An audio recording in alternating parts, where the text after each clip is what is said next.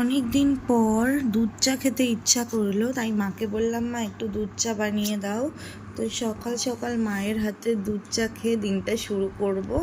তো চলো খেয়ে তারপরে তোমাদের সঙ্গে আসবো। তো হ্যালো ফ্রেন্ডস, গুড মর্নিং সবাইকে and welcome back to my channel. তো আজকে দেখতে পাচ্ছ মর্নিংটা অন্য ঘর থেকে শুরু হয়েছে। হ্যাঁ, আজকে আমি মায়ের ঘরে ঘুমিয়েছিলাম আর মায়ের বেড কভারটা দেখো পুরো রেডিশ। তো বিছানাটা তুলে দিয়েছি, কতটা সুন্দর দেখতে লাগছে তাই না? তো আজকে এই ঘর থেকে মর্নিংটা শুরু করলাম, পুরো দিনের ব্লগটা তোমাদের সঙ্গে শেয়ার করব। তো তোমরা দেখতে থাকো, চোখ রাখো আমার চ্যানেলে।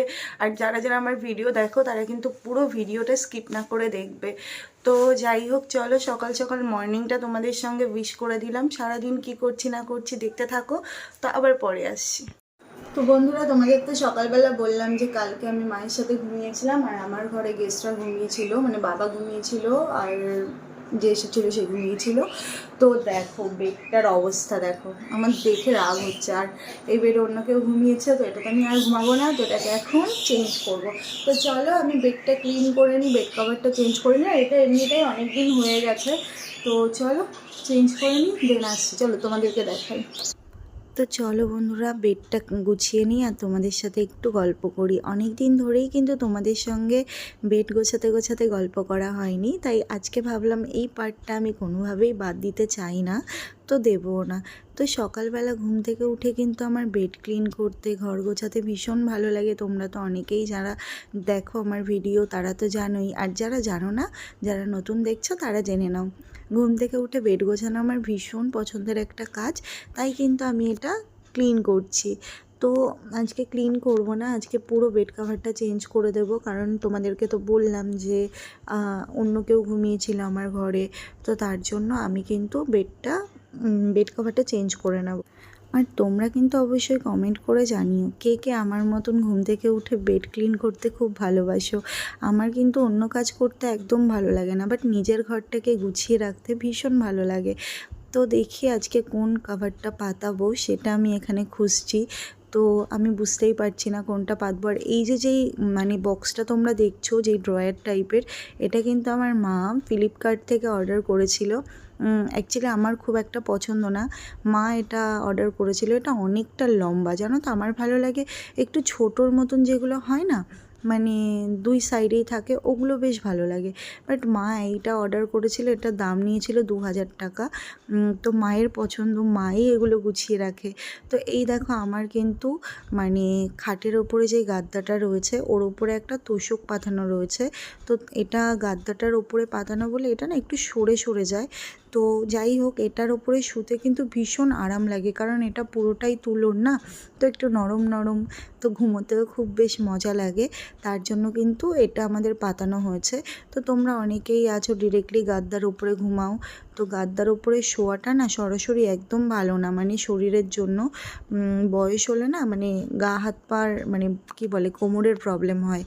তো যাই হোক, গা হাত পা ব্যথা হয় না মানে এটা যদি দেওয়া হয়, মানে তোশকটা যদি পাতানো হয়, তো তোশকটা পাতলে অনেকটা কমফোর্টেবল লাগে। তো এই দেখো আজকে কিন্তু আমি এই বেড কাভারটা চেঞ্জ করে নিয়েছি। তো এটা আমার জানো তো অনেক পুরনো বেড কাভার, কিন্তু দেখো এখনও কিন্তু কালারটা একই রকম রয়েছে, এখনও পর্যন্ত কিন্তু কালারটা কিছু হয়নি।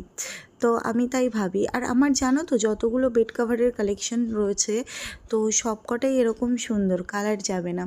কারণ এগুলো না পিওর সুতি না, মানে পিওর কটন হয় না, পিওর কটনগুলোতে জানো তো ওরকমই হয়, কালার উঠে যায়। তো যত দামি তুমি কেনো না কেন ওটা আস্তে আস্তে ফেড হতে থাকে। কিন্তু যেটা একটু মিক্সড কটন হয় না, ওগুলোর ওপরে শুতেও ভালো লাগে আর কালারটাও পুরো অ্যাসেটিক থাকে, মানে একদমই ওঠে না। তো যাই হোক, সব কিছুর মধ্যে এই কোলবালিশের ওয়্যার পরানো মানে এটা একটা ফাইটিংয়ের ব্যাপার, মানে যতই তুমি জোর দিয়ে দিয়ে এটাকে ঢোকাও না কেন ঢুকতেই চায় না। তো অনেক কষ্ট করে এটাকে আমি যুদ্ধ করতে করতে করতে করতে দেখো কীভাবে ঝাঁকিয়ে ঝাঁকিয়ে ঢোকাচ্ছি, তাও এটা মানে কিছুতেই হচ্ছেই না। তো তারপরে কিন্তু অনেকক্ষণ ধরে চেষ্টা করার পরে অবশেষে এটা কিন্তু আমি মানে করতে পেরেছি। দেখো কতটা কষ্ট করে আমাকে এটাকে কভারটা পরাতে হয়েছিল। তো যাই হোক, লাস্ট ফিনিশিং যখন হয়ে গেছে তখন কিন্তু আমার ভীষণ ভালো লাগছিল, একটু শান্তি পেয়েছিলাম যে অবশেষে হলো। তো তোমাদের কার কার এরকম কষ্ট হয় এটা পড়াতে অবশ্যই জানিও। তো এটা গোছাতে গোছাতে তো আমি পুরো ঘেমেই গেছিলাম বলতে পারো। তো যাই হোক, এটা একটু সুন্দর করে করে নিলাম। তো চলো, আমার বেড গোছানো ডান। বন্ধুরা, ফাইনালি আমার বেড ক্লিন করা হয়ে গেছে, আর এখন যাব স্নান করতে। তো কি বলবো, কোলবালিশের ওয়্যার পড়াতে গিয়ে মানে মনে হচ্ছিল যে অনেক কষ্ট করছি, যুদ্ধ করছি, তোমরা তো জানোই। তো চলো যাই, এখন স্নান করে নিই, তারপরে আবার তোমাদের সঙ্গে আসছি। এদিকে দেখো, আমার মায়ের কিন্তু পুজো দেওয়া হয়ে গেছে, সুন্দর করে পুজো দিয়েছে। আর এদিকে আমি এখনও স্নান করিনি, কিন্তু এত মিষ্টি লাগছে দেখতে, আমাদের মানে সিংহাসনটা এত সুন্দর ফুল দিয়ে সাজিয়েছে, তাই তোমাদের সঙ্গে একটা ছোট্ট ক্লিক শেয়ার করলাম।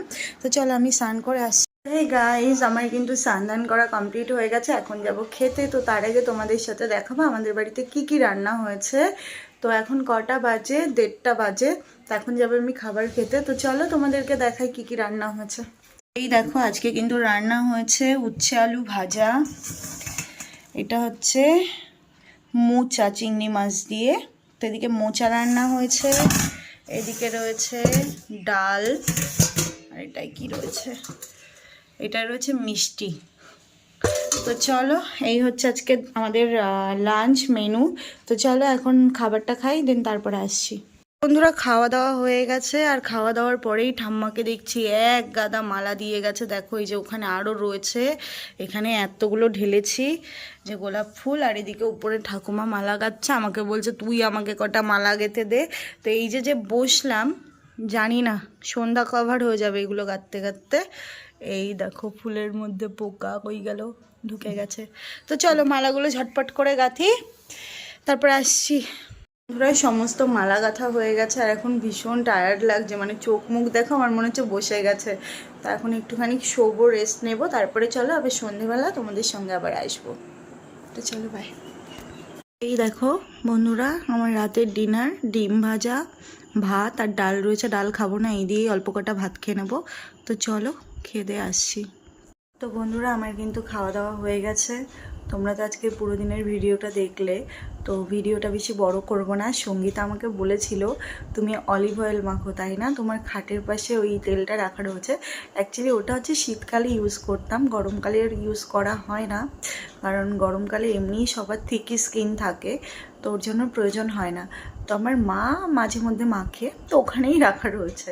তো যাই হোক, আজকের ভিডিওটা ছোট, তার মধ্যে তোমাদের কেমন লেগেছে জানিও। তো চলো, সবাই খুব ভালো থেকো, সুস্থ থেকো। নতুন একটা ব্লগে সবার সাথে দেখা হবে। আশা করছি পরের দিনের ব্লগটা আরও ভালো হবে, তোমাদের ভালো লাগবে। নতুন কন্টেন্ট নিয়ে আসার চেষ্টা করব। তো আজকে তো একদম সিম্পল একটা ভিডিও হলো। তো চলো, আজকের মতন সবাইকে গুড নাইট।